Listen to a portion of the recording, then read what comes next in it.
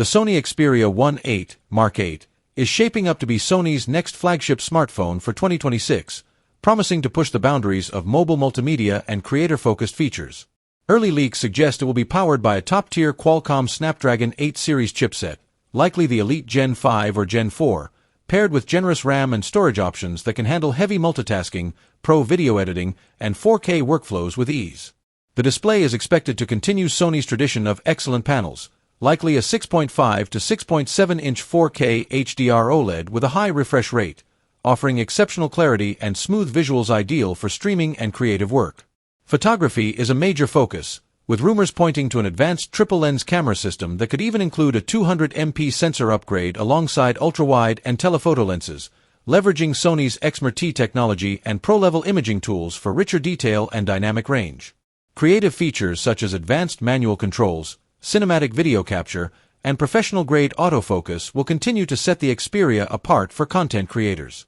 Additional attributes like a large battery with fast charging, premium build quality, high-fidelity audio with a headphone jack, and a refined Android experience make the Xperia VIII a compelling choice for users who want a true flagship that blends performance, imaging excellence, and creative flexibility, though many details remain based on leaks and should be confirmed at launch.